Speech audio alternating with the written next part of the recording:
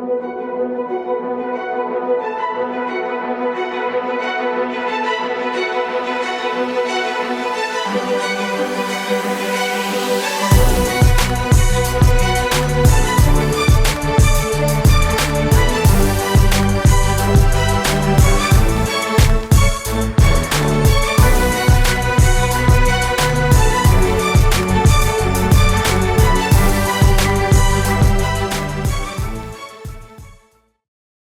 don't even think we need that anymore. Why do we keep doing it? I don't know. Just in case. All right. Hello, everybody. Welcome to the Strength Students Podcast. I'm your co-host, Steve Carty. And I'm the other guy, Nick Scopoletti. And we are here today talking with Stuart McGill, Dr. Stuart McGill, and Brian Carroll. Hell yeah. Yeah. This was a dope one. Brian Carroll's on again. Yes, great episode we got for you guys today. Before we start, though, going to our usual song and dance here. How are you doing? How's your training going? How's your... Got the blood work back. Oh, yeah. Did we Talk go about over that. No, we didn't go over that. No. Got the blood work back. I'm fucking good to go as of now. So my overall test level went from like 466 to 715. And my free testosterone doubled. And so they're like, yeah, you're good for right now. We'll come back in 6 weeks, see if it stayed. And hell yeah. See where you're at. But that was like, it was a big improvement. Allie gave me a nice pat in the back. She said, nice job. And I was like, yeah. Thanks. Thanks, Dad. I mean, Allie. Wish she was my dad. We got to get her on soon. Yeah, we will. Absolutely. Say that every episode. We will eventually. We're coming for you, Allie Gilbert. I know you're listening. I know you love CrossFit.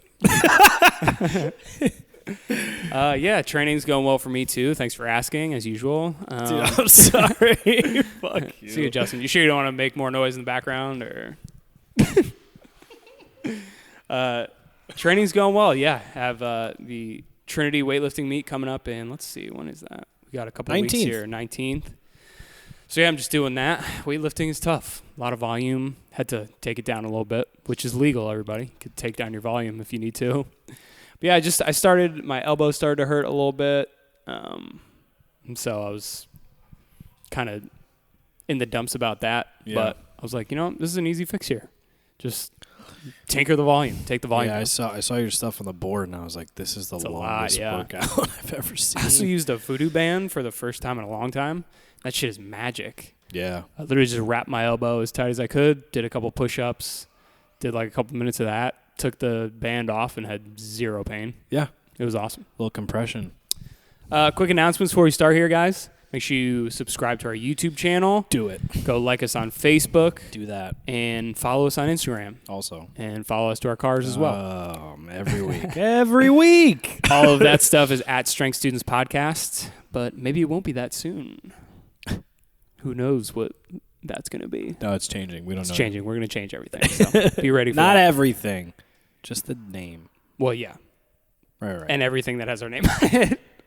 Right. But just the name. We're not like changing co-hosts or anything. Yeah, new host. New host. Justin Talbot.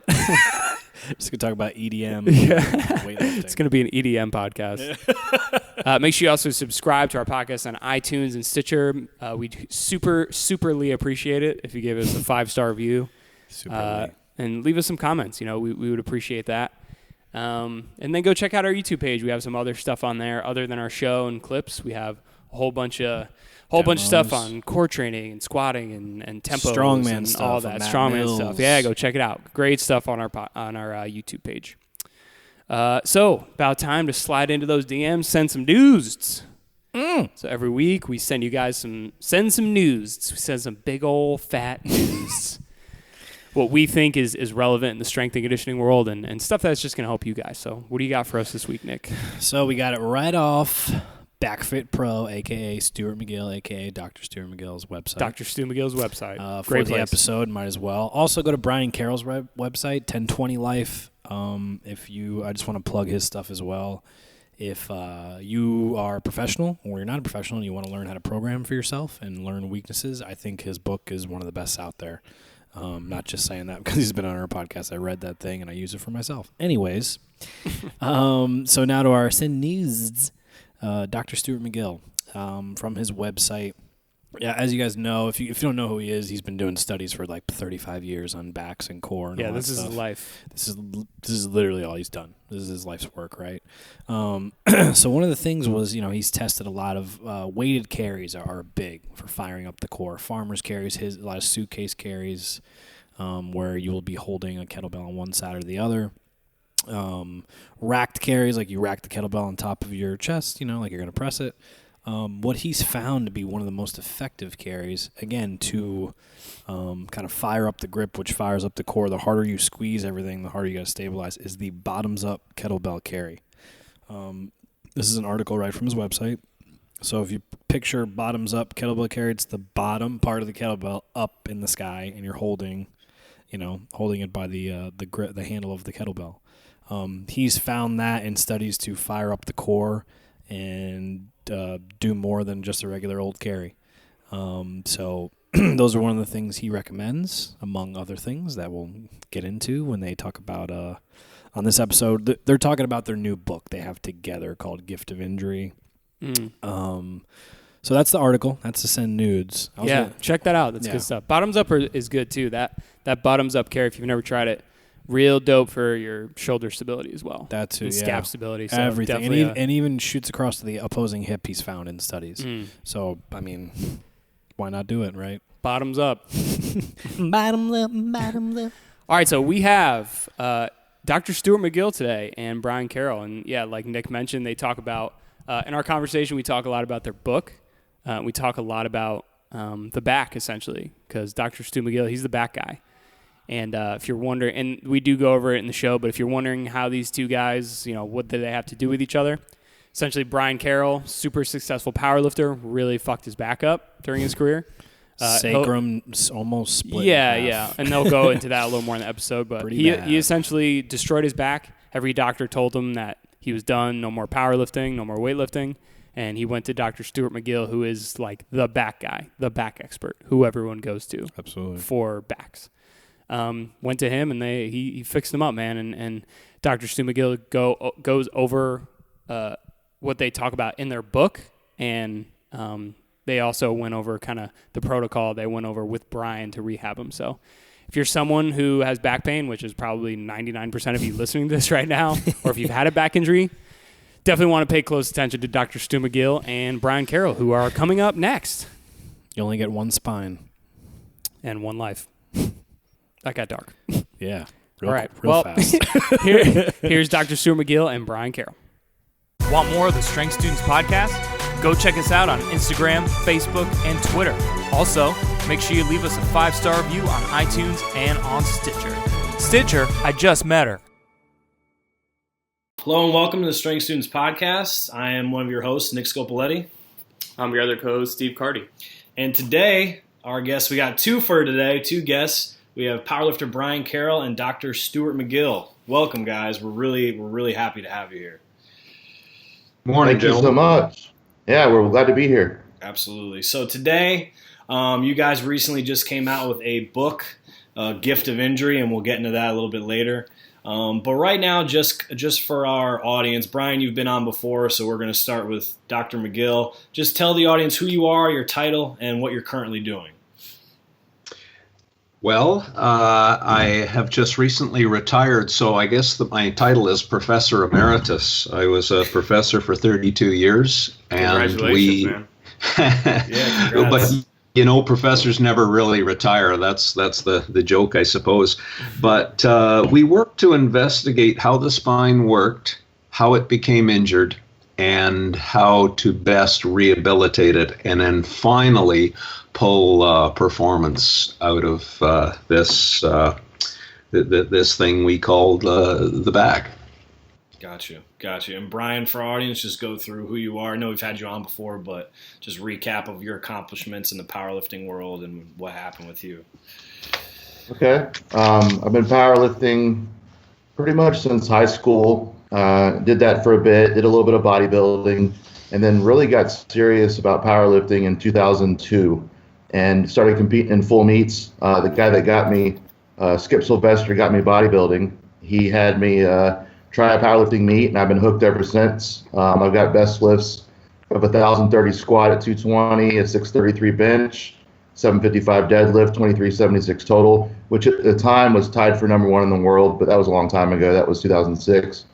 Lifted at 242 for a while, hit some pretty good numbers there, 1,050 squat, 785 bench, around an 800 deadlift with a 2570 total. Then I got really big, and which ultimately contributed to my back grief when I got up to about 290, lifted at 275, hit an all-time world record, squat of 1185, an 825 bench, 800 deadlift with a 2730 total, which is still number 2 all-time in the history of the sport at 275. As you know, that I suffered a substantial injury that was both from a fall and became cumulative after a while. And we'll talk about how I got back to ultimate performance. But since I've went back down to 242 and beat all my numbers by 100 pounds, and I'm pain-free day to day, I've squatted over 1,100 pounds now in 2 different weight classes. And I've got the number 1 total in the world at 242 currently. And it's the number 2 ever in the history of powerlifting at 242. That's amazing. Amazing accomplishments. And we'll get into, the injury and all that, which is even more amazing, how you came back to do all this stuff. First and foremost, one of the things I want to talk about is kind of ask Dr. McGill. So we know Dr. McGill. We've seen you talk and perform better. We know the established Dr. McGill. Like you said, you just retired at the end of your career. I want to know what started this for you? What maybe in your youth kind of led you down this path to become the world-renowned expert on backs that you are today? Well, I'll tell you one thing. My high school teachers never would have predicted it. So if we have to go back to my youth, there's no story there. But the story is a little bit odd in that I went to university for athletics and sport. I didn't go as an academic student at all.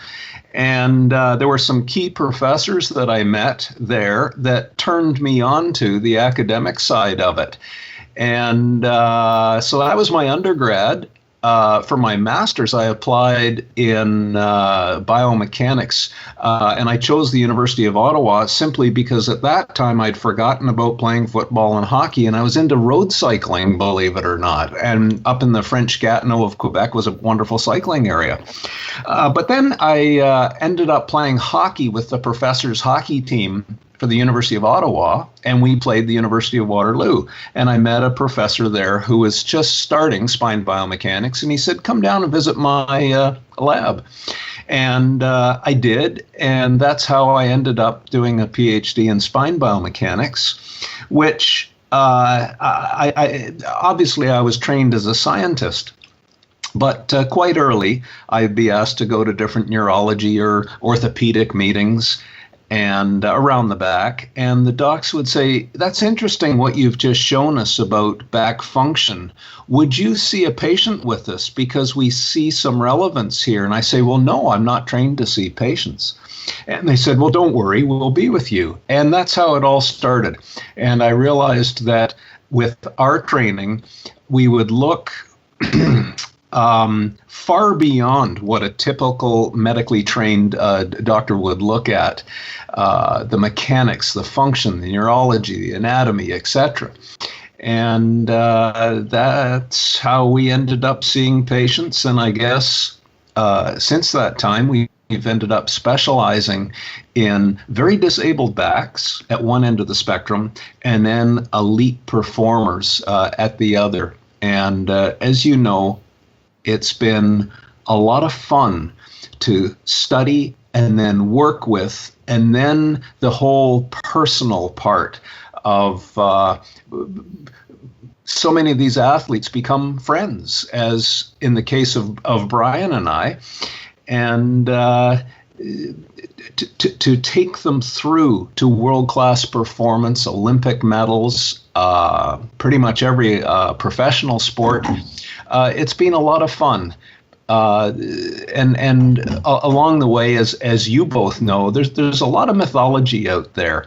And as I'm hoping with this particular book, it shows that even with very substantial horrific injury, you can return, and we've shown it over and over and over again in sports that require speed, mobility, power, and then in this case here, extreme ability to bear enormous load.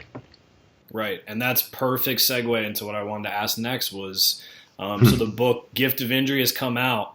Now, either of you could tag team this because you both know what happened. Explain the actual injury for people.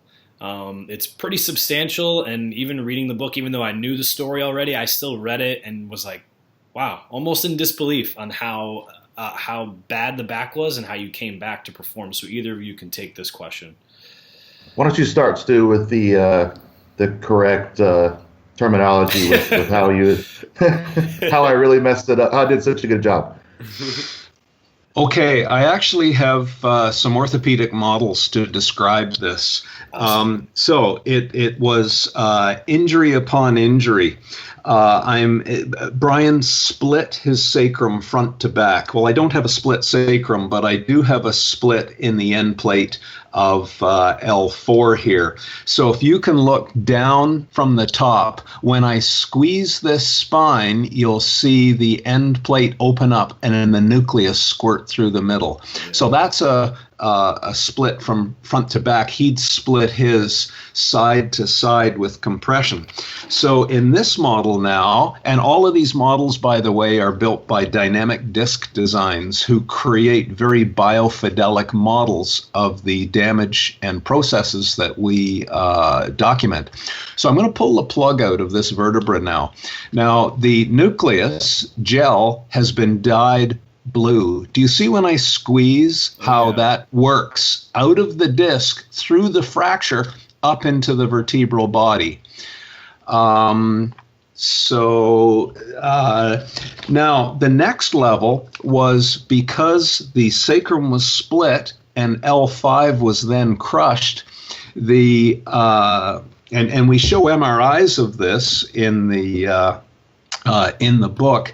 The disc then became damaged. So as you can see, let's see now if I can rotate this to the camera this way, you can see a red slit in the back of the disc right at the end of my pinky finger. And you see when I squeeze and bend, do you see the nucleus coming out and pressing on the nerve root?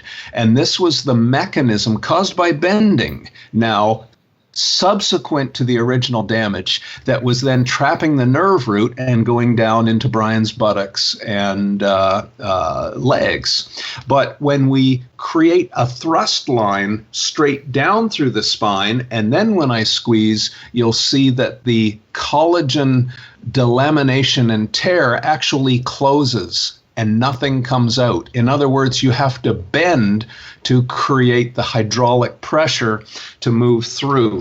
So now there are 3 different pain mechanisms due to the damage. Well, then it gets even more interesting. So when you damage a joint in such a way, the joint then becomes lax. So think of your car tire. When you let a little bit of air out of the car tire, it then bulges and becomes sloppy on the road. Well, micro movements around the joint are what cause pain. You know, if you damage knee ligaments, for example, and you do a drawer test and that causes pain, you've just proven that the stability of the joint is no longer. So now Brian had lost stability. And I'm just going to show you in this particular model, this joint here has been damaged a little bit, so it has lost its stiffness. So if I push the spine at the top, do you see all the micro movements? The majority of them are across the joint with laxity. When I twist, the majority of the motion is now focused on the joint that has lost its inherent stability. So that was the final part with Brian. So we did a very thorough assessment of him, which we described the processes of in the book, and now we have a very precise roadmap of what we're dealing with. And this is the failure in the medical system.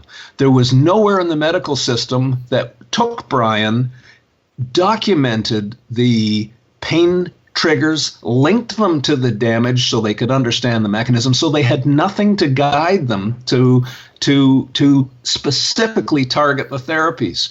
So we were able to do that. Number one, we had horrific fractures, and we had to bone callus them. So we can talk about that procedure if you like. Then we had to deal with the neural deficits, and we did a little bit of nerve slide and flossing and these kinds of things to address that. He had to move in certain ways to allow these tissues to desensitize and settle and lay down bone and become robust and remodel again. And then the third element, we knew he had these micro movements in his spine, so then it was a matter of building stiffening patterns with active muscle patterning. So people say, well, why did you write the book? Well, Brian was such a professional. It's rare to find an athlete who understands the mechanisms and then has the psychology and the integrity of their psyche to say, I understand, I must spend a year. I cannot rush biology, but I'm going to systematically knock each one of these down, address them, and allow scientific principles to govern the restoration of physical performance again. So that's my scientific view of the process, and now Brian can tell you a very personal account. Yeah. Man, I don't know about you guys, but that model, when he describes the delamination and the fractures, you can read it till the cows come home, but until you understand and see the disc delaminate and you see it actually happen by the postures, it really clicks. And obviously we wrote the book together. I've known Stu for a long time, but that assessment and description is just ridiculously clear and concise and easy to understand, isn't it? Absolutely. So good. When he was showing the disc, I got a little like I reached for my own lower back because I was like, oh man, that's like it's freaking me out a little bit. But it's perfect. It's how to actually show the injury that you sustained. That was a great visual. Yes, it was awesome. Sorry, go ahead. No, it's all right. So one of the things... Can I add one little point to Absolutely, that? Because yes. There's this chatter that is on the internet and social media, be very careful what you tell patients because tissue damage isn't linked to pain. It's in their head and all this sort of stuff. And I get the most psychologically disturbed patients because they remain clueless as to what their pain is. And some doctor has told them, it's in your head, get over it. And I know Brian went through this as well. And instead, patients tell me, you're the first guy who hasn't treated me like a 5-year-old. I get that. I understand that. Now you've empowered me. I understand what I need to do. And it's very empowering and psychologically settling for patients to know that they are, to a large degree, in control of this whole process, but they have to be guided with some pretty good science. Right. Sorry for that That's interruption. That's no, important. it's fine. Nail on the head with you're responsible for a lot of the rehab and the daily movements that you do that may be perpetuating the injury or maybe helping it heal. You might be picking the scab. And in my case, Stu gave the scientific analysis of what I was doing every day, the way I bent, the way I moved, my careless spinal hygiene every single day. You add that to the cumulative trauma that I suffered when I fell in 2009. I was on an obstacle course and it was wet with July morning dew in Florida. And I ended up landing right on my sacrum, and that's when the fracture started, I'm willing to bet. And, the load from years and years of 1,000-pound squats, 800-pound deadlifts, moving sloppy, being a little bit too heavy for my frame, all this mounted and became cumulative. And that's what caused what Stu illustrated there very nicely.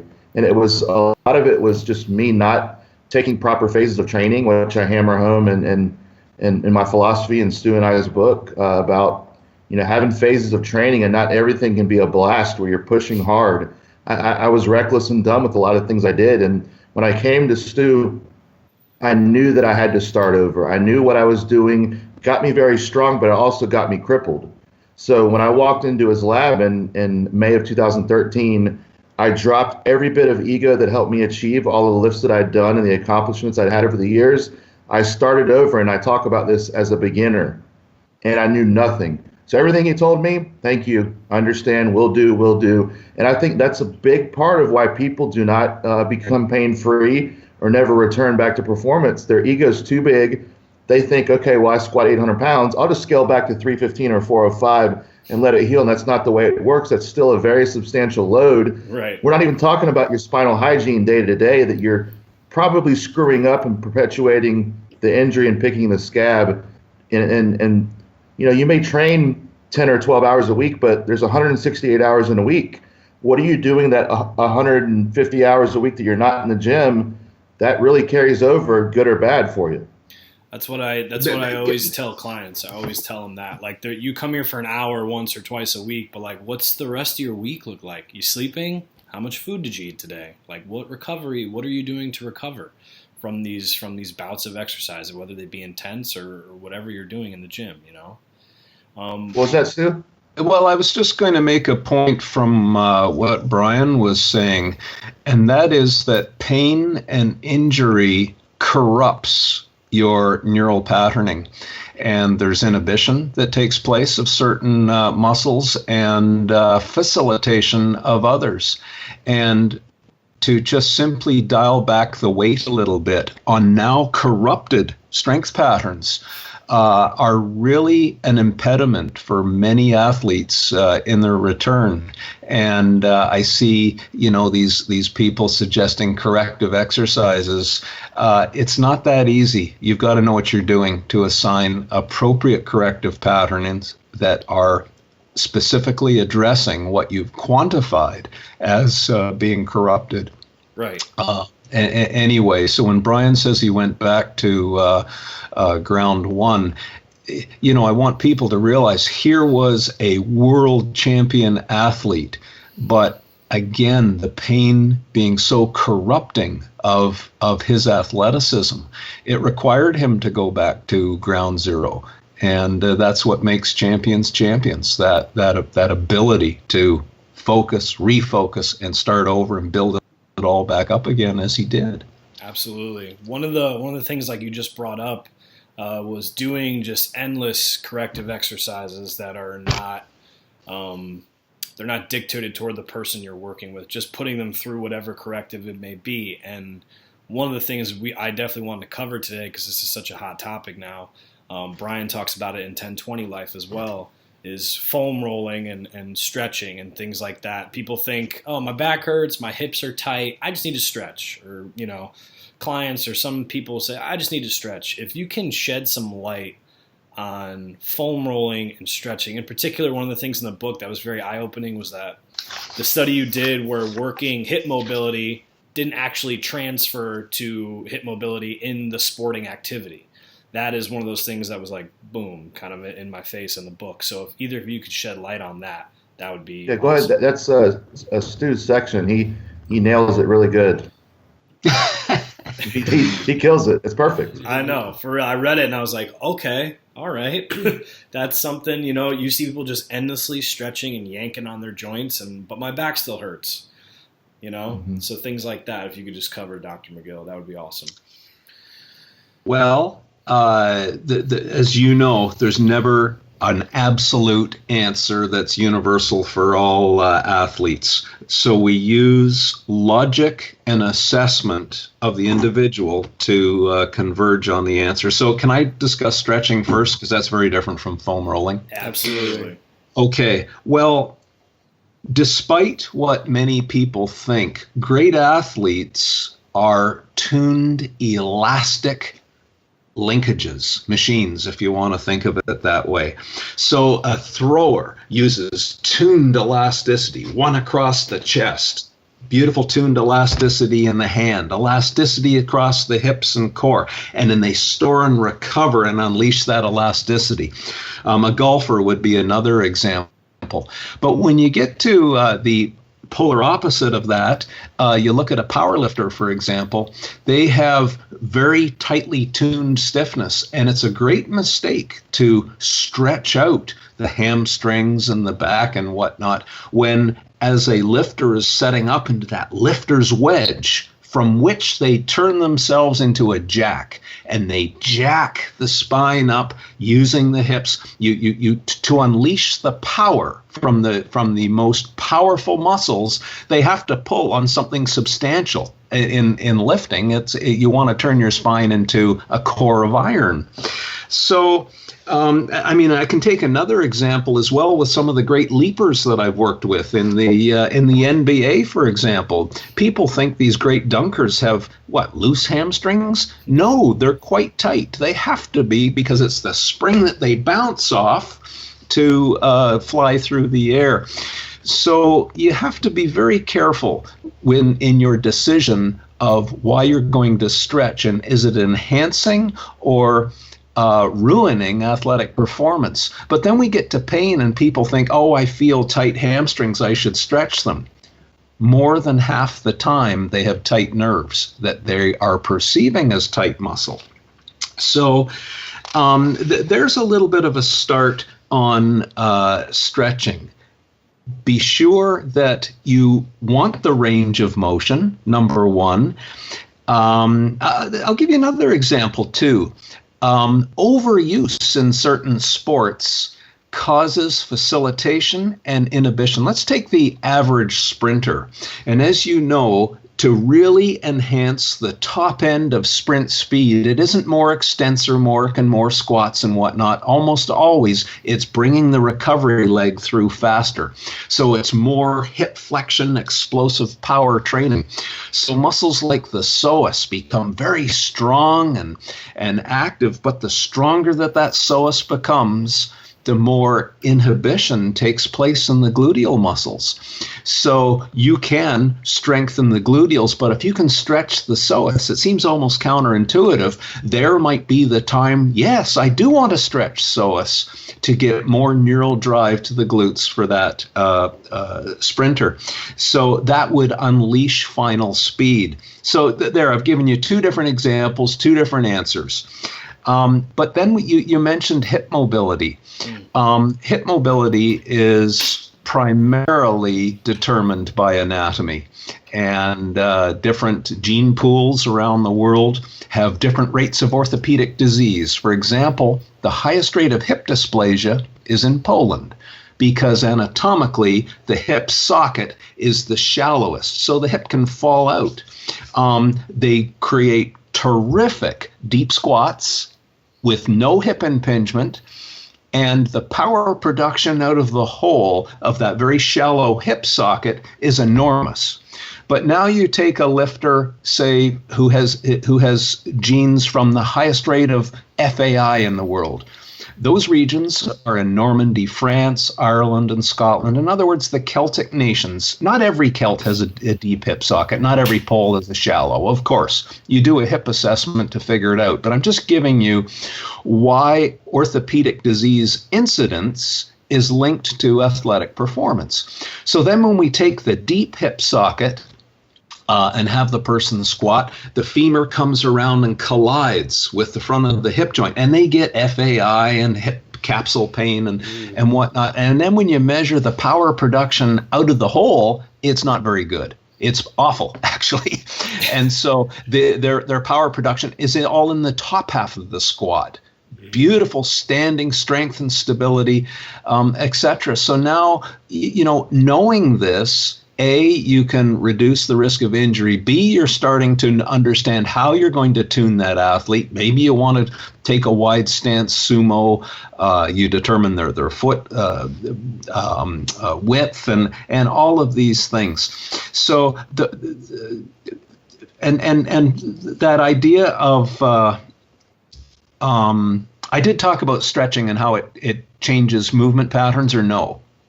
Not really. Oh, okay. Yeah. So that one study that I think you were referring to was where we took a group of very tight hips, and most of them were hockey players. And as you know, if you ask a hockey player to pull an Olympic bar off the ground, they go immediately into a spine curve because their hips are so tight. But I've never seen an NHL hockey player squat in the ice yet.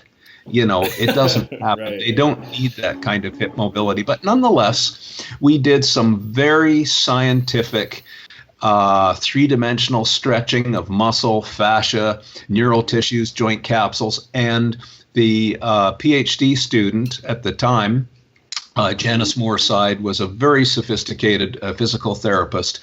And she did three-dimensional stretching of these fellas' hip joints. She took them right through to about, I think it was the 70th percentile in hip mobility. And they started very low, something like 10 or even less percentile.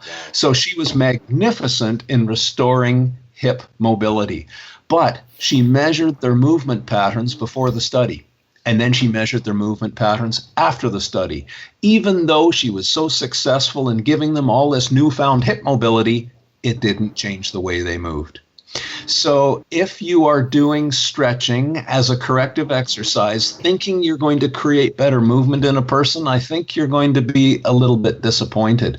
So that evidence showed us that a stretching program also requires a movement retraining program that goes along with it. You're changing movement engrams. People move because of movement habits.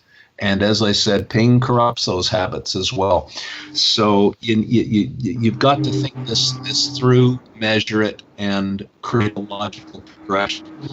The final issue that you mentioned is foam rolling. And I have to tell you, I haven't used foam rolling, so I'm not going to say an opinion on other parts of the body, but I will say this: don't foam roll a low back.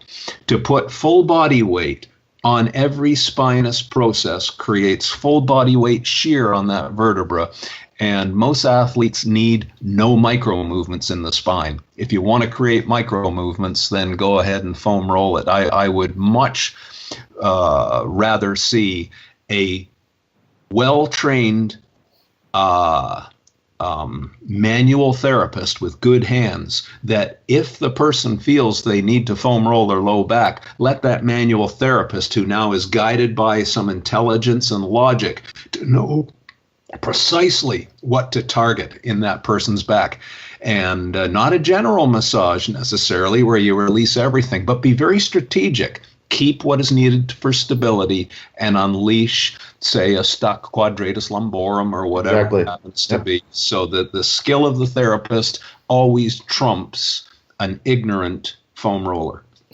Gotcha. That is that's a perfect place. We're going to take a quick break, and then we're going to come back and address the reverse hyper, something that's kind of universally seen as a ultimate low back fixer, but you have some evidence to say otherwise. So we're going to take a quick break, and we'll come right back.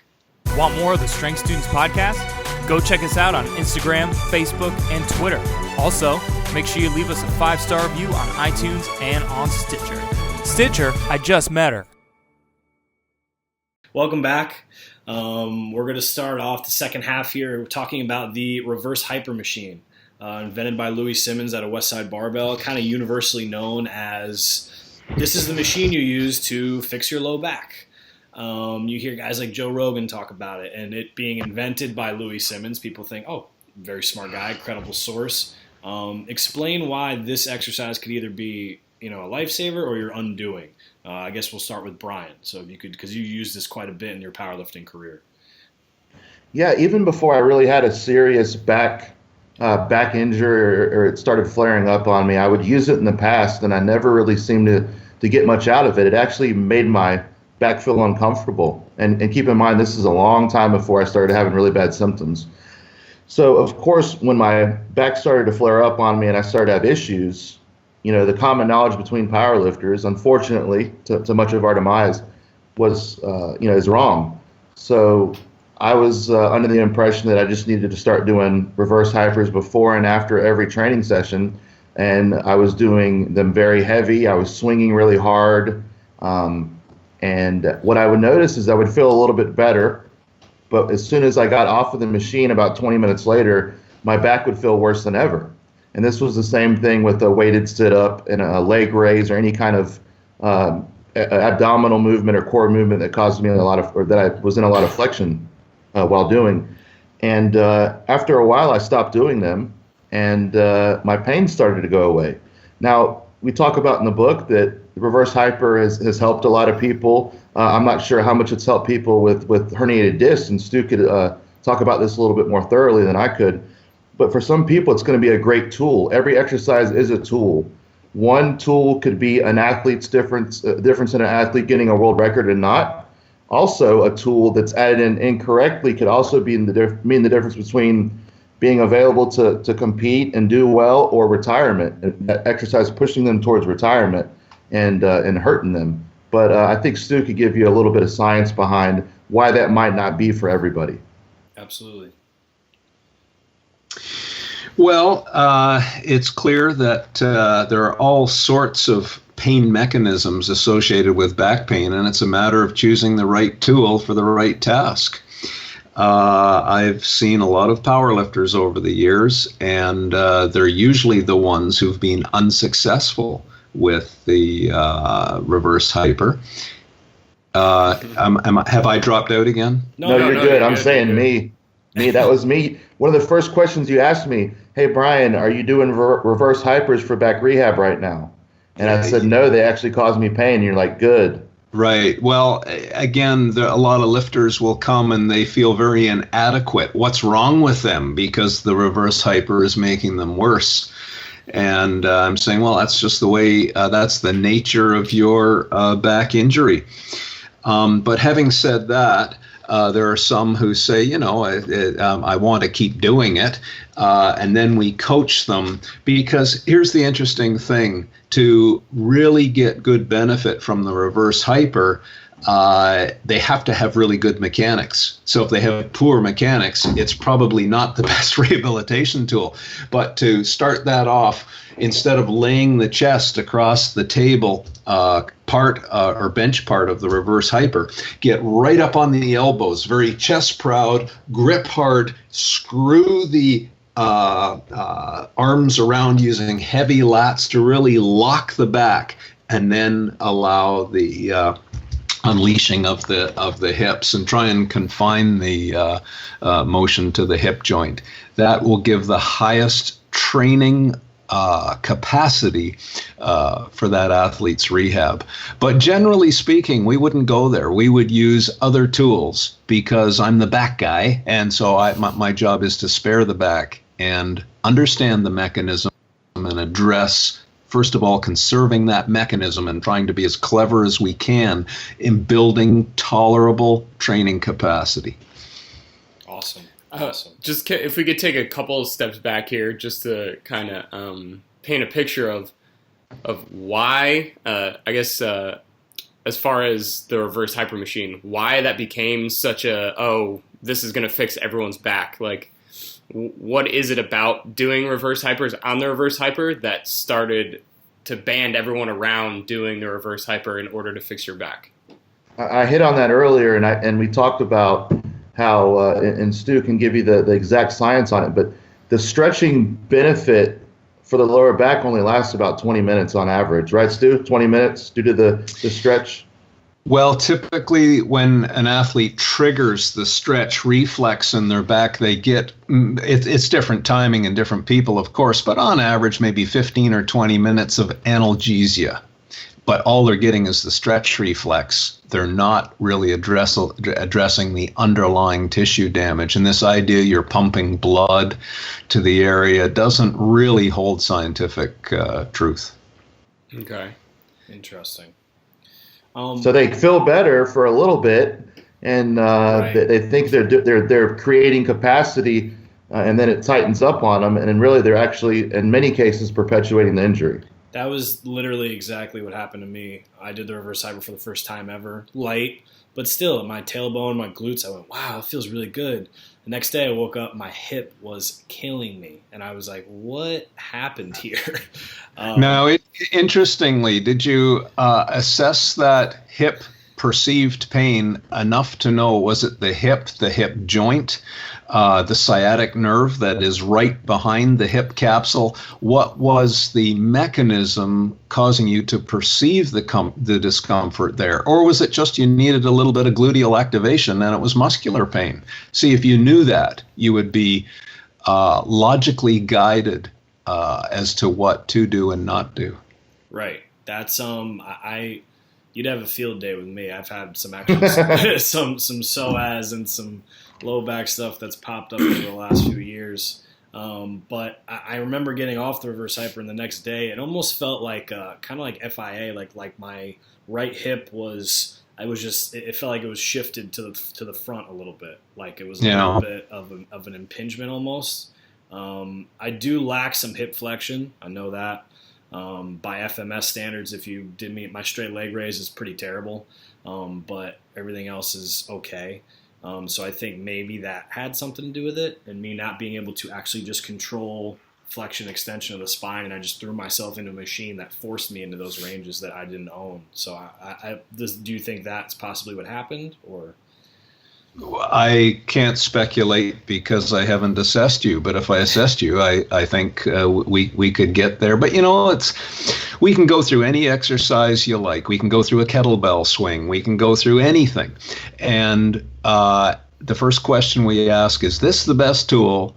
And, when we did our work on kettlebells, there are some super athletes, world record holders, who say that was the best tool to deal with my disc bulge. It taught me the discipline of hip hinging and then building the stiffness throughout the range. And then the next person who has a little bit of shear instability says, after a few sessions, my back gets a little bit tweaky. Both are incredibly strong super athletes. But again, it's a matter of matching the training tool, and then the specific technique, and then the specific training volume, and then the specific time off to deload and allow the adaptation to take place. I mean, this is science. Yeah. And, getting back to the book, that's kind of how you take us through the whole story of Brian, but also kind of a manual on how to assess yourself and find out what's going on with you. So one of the things that we want to get into is the story of we know the injury. We know Brian was in tremendous pain, and his powerlifting career seemed like it was coming to a close, and all the doctors just said, don't lift anymore, and we're going to fuse your spine, and that's it, right? One of the questions I have, and I think I know the answer, but one of the questions I have is, Brian, you get out of pain, and you could give timelines with this. You get out of pain, and one of the first goals you had said, I want to get back to powerlifting and break my own record. And I know Dr. McGill was like, oh, okay. But that was one of the most entertaining parts of the book, is when he's like, yeah. All right, let's get you out of pain, and then you'll worry about squatting 1,000. And he said, without you wavering, you're like, no, I want to get back to that. We're going to squat 1,000 again. And we know, being an elite athlete, that's the mentality you got to have. So if you could go into that story about getting out of pain and then saying, you know what, I'm going to go this again. I'm going to go try to break some records. The only thing that I was stubborn about that day in the clinic at Waterloo was that I wanted to return back to lifting. So that was my only, hence the negotiation. We discussed the negotiation between Stu and I. That was the only thing that I was going to be really headstrong about. Everything else, and if I didn't become pain-free, I wasn't going to be able to lift, and that was our agreement. And step one, I had to get pain-free, so I was going to do everything he told me. And oddly enough, the kettlebell was one of the big tools that we used to make sure the hip hinge was on point. We did goblet squats. We did kettlebell swings with one arm and two arm. So everything was systematically laid out. But going back to the question, it's one of those things that I still had goals that I wanted to hit in powerlifting, and I was a crazy person, obviously, because I believed in myself so much that I didn't care what anyone said. I knew that I had things. I knew that I wasn't done at 32 years old. So this crazy belief that helped me squat 1,000 pounds now over 53 times was also, like we talked about earlier, part of my undoing. So it's all about harnessing that crazy belief you have in yourself. And I just knew that I could get pain-free with an expert like Dr. McGill's help, and I was going to make it happen. But Stu hit on something earlier that's very important.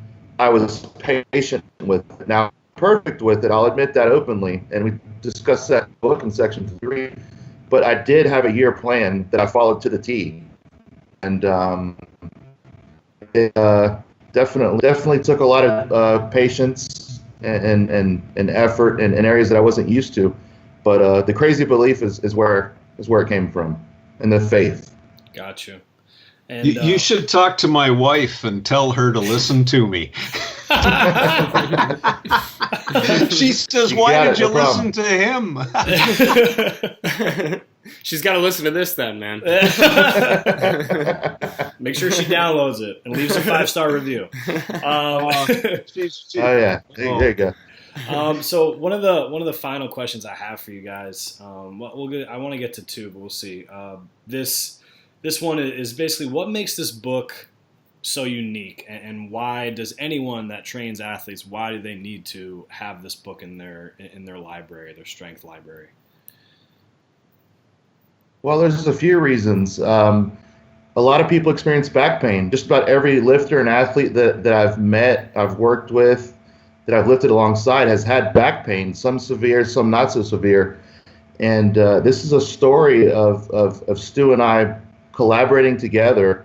He's got the science, I have the validity of the path that I took with powerlifting. And even better for those that are not injured or work with athletes they don't want to get injured, this is just not only a narrative about the story, but it's a how-to guide. If someone does happen to go down that path that I went down, which I do not suggest, this is going to tell you how to rebuild the resilient strength athlete. And there's nothing out there like this. And we wanted to do something very unique. And Stu will attest to the fact that this book grew very organically as we put it together. We had a rough outline of what we wanted to accomplish, but this book became so much more than just a story of I was in pain, I was really hurt. We fixed it. I made a lot of errors along the way. And then here I am returning back to the platform, squatting over 1,100 pounds. It's a lot more than just that. And you talked about the science in section 2 is just brilliant. And Stu, what do you have to add to that as far as the book and the things that come along with that, and how it's unique and it grew organically? I can't add anything to that. Just what was going through my mind is when you have a team who produces an F1 race car that wins a few races, it wasn't random. They used the best engineering science and they had the best drivers. In other words, it was the team that created that repeated success. And there's no one else in the world that can compete with that. And I would put this in the same category. We use science from many different disciplines: neurology, orthopedics, anatomy, psychology, etc. And then I get to tune one of the best race cars in the world, which happens to be a super athlete. So to create and tune that machine using science after it's had its transmission broken and the drive line shattered is it's unique. But anyway, that's Brian talks more eloquently. I can just give a car example. Well, yeah, that's the thing about this book, and of course we want everyone to have it for multiple reasons, but there's nothing out there that has the practical application, the story. You hear people talk about their back pain, right? I had a back injury and I'm done lifting. Well, what happened? What did you try to do along the way? What did you fail at? What caused your injury? Who did you see? How long did you try to rehab? There's a lot of things that are out there that are only little snippets of people's story. We give you everything top to bottom, the good, the bad, and the ugly. And for me, writing a lot of this book brought me back to some very hard times. But at the same time, you know what? And I'll tell Stu this now, and I haven't told him this. This book, just the amount of editing and going through it so many times and being so familiar with the material, just writing this book has made me such a better athlete, coach, and speaker, because I'm so familiar with the material, and I obviously don't want to go down that same path in any way. So top to bottom, this book is something that anyone can get something out of. And hopefully the athletes that aren't injured and don't have a back history, they'll heed the material in this book and apply it. And that's a lot easier path than the one I went down. So take it from me that you need to apply this material in the book, and there's something in it for everybody. Perfect. Anything to add to that, Dr. McGill? The principles of pulling performance out of the body are right in sync with the principles of creating injury resilience and toughness. So even if you don't have an injury, to pull performance out of the body, you have to be injury resilient. You have to create high training volumes. They don't come randomly. They follow the rules of biology and science. Awesome. I think that is a perfect way to end this. I just want to thank you guys for coming on. We really appreciate the opportunity to have you guys on here, and hopefully we'll have you on in the future. And anything we can do to help, let us know. We're definitely, I've read this book, and we're down to support you guys in any way we can. So I really appreciate you guys having us on. The book's available worldwide.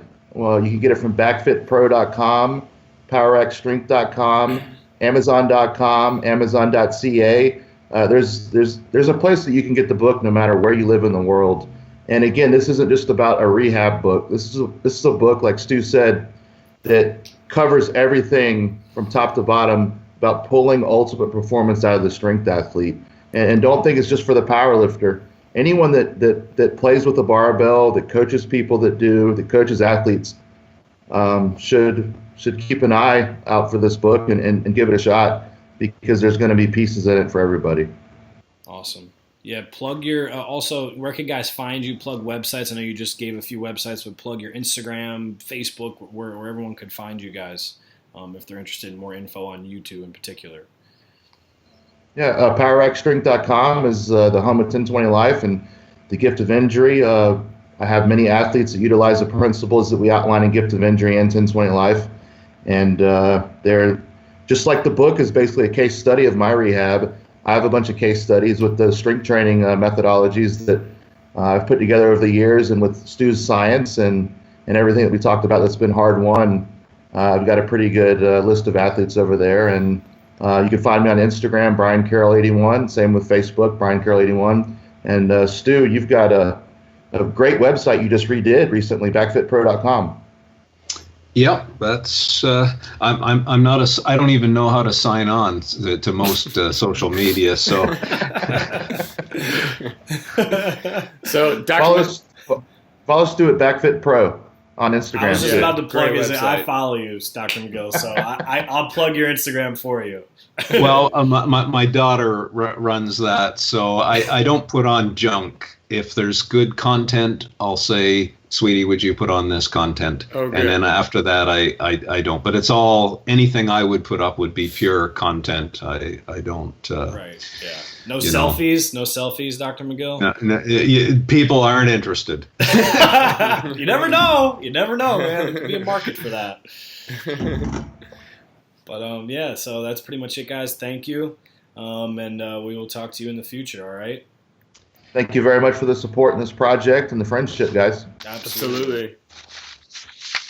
Bye, guys. Yeah, thanks so much, Nick and Steve. Good luck to you both. It was a good podcast. I enjoyed your questions. Thank you. Awesome. Thank you guys so much. Appreciate it. Take care, Brian. See you, brother. Thanks. See you soon. Bye, guys. Want more of the Strength Students podcast? Go check us out on Instagram, Facebook, and Twitter. Also, make sure you leave us a 5-star review on iTunes and on Stitcher. Stitcher, I just met her. Welcome back. That was Dr. Stuart McGill and Brian Carroll. Awesome guys. Yeah, man. that was a dope interview. Dr. Stu McGill, that was an honor to have him on. We kind of talked about it on the show. We got to see him at a conference this past year at a summit at Perform Better. He worked on me a little. Interesting dude. Definitely a smart dude. You could tell like this is his life's work, and he's like super into it. So passionate. Yeah, so he's a good dude. So, yeah, make sure you guys check out more about Dr. Stu McGill. Check out their book. Yeah, go to Gift of Injury. It's on Amazon. It's everywhere, but Amazon. We're gonna list all their stuff, their social media, and Back for Pro in our notes. We'll also link a link to buy the book on Amazon or whatever. Leave a 5-star review. Make sure you read that shit. Post it on social medias. All right, so we are going to close you guys out with a segment here called Sexy Dude Costumes. Halloween's right around the corner. I don't know if we agreed on that title, but all right. I just agreed you to it now. Okay. Halloween's just around the corner, and we are sick and tired of just girls being able to wear sexy Halloween costumes for Halloween. Ain't right. Sick of it. So we are going to do our top 3 sexy Halloween costumes. Go ahead, my friend. You can go ahead and start. What are your top 3 sexy Halloween costumes for dudes? Number 3, sexy Bane. Bane from Batman. I like it. You know, I'm going off of a costume I saw from a friend of ours and former guest of the show who rocked it as Bane. Because, you know what I loved about every big dude that year was Bane because of Batman. Nice. And, they were all just serious and didn't do anything, and they were just, chilling at the Halloween party. Meanwhile, our Bane, Paul Fenaroli, episode 10, was dancing all over people. It was great. And he was the biggest guy there. I like it. Bane's always good. Bane's a big, sexy guy. Women love big, sexy guys. Oh, yeah. Who doesn't? Tom Hardy. Guys love big, sexy guys. We all love big, sexy guys. Anyways, number 2, Richard Simmons. I was Richard Simmons, 2012. The short shorts with the white and red stripes, the hair, the headband. Can't beat it. Sweatbands. You're so happy and you're jumping around and just sweating to the oldies. Sexy as fuck. He showed legs. It's great. Anyways, number 1, sexy male PE teacher. Nice. We're talking short shorts, polo, way too small. Bulge. Yes, tucked into the shorts. Super bulge. Clipboard, whistle, stopwatch. He has it all. You're turning me on right now. He has all that a soccer mom would want. All right, my top 3 sexy Halloween costumes for dudes. Number 3, sexy puppy. Right, so we have the sexy kitten. Girls are always Females love the sexy cats. kitten. They're always cats. So I'm going sexy puppy. Right? Okay. Guys are a little more like dogs. Ladies are a little more like cats. Sexy puppy. We're talking big, thick, 9-inch tail. We're talking furry paws. Neutered? Definitely not. Okay. Definitely not neutered. Good answer. We're talking swinging. Swinging between the legs. Yeah. Got some hardware down there. Got to turn the ladies on somehow. Or guys, or whoever. Whoever wants that shit. We don't judge here. Number 2, sexy plumber. Who doesn't want to get piped on Halloween, you know what I'm saying? Got that crack, baby. Yeah. Plumber's crack. Sexy plumber, baby. Ooh, yeah. Sexy whale tail going. I'm picturing cut off jeans, knee pads, hard hat. Hard hat? Yeah. Dude, plumbers got to wear hard hats, man. Do they? Yeah, absolutely. I don't know. Never plumbed. And then sexy plumber crack whale tail. Giving that pipe for Halloween, baby. What'd you get? I got some Twix, I got a Snickers, and I got that pipe. So number 2, sexy plumber. And my number 1, sexy dad. Just sexy dad. Who doesn't love a sexy dad?